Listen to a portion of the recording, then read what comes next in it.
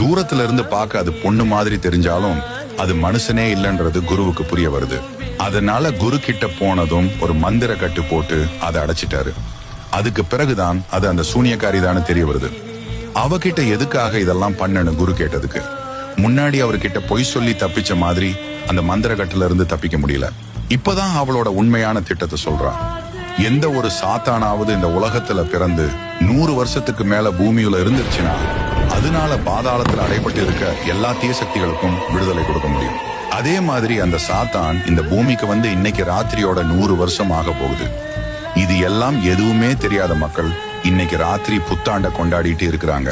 இன்னைக்கு ராத்திரி சுள்ளிமாவை அந்த அரண்மனையில வச்சு பலி கொடுக்க போறோம். அப்படி கொடுத்ததும் எல்லா சாத்தான்களும் விடுபட்டு மனுஷங்களோட கடைசி புத்தாண்டா இருக்கும்னு சொல்லி சிரிக்கிறான். அதனால இந்த முறையும் அந்த சூனியக்காரியை தப்பிக்க விடக்கூடாதுன்னு அங்கேயே வச்சு அவளை அழிச்சிட்டு குரு நேர இப்ப அந்த அரண்மனையை நோக்கி கிளம்புறாரு.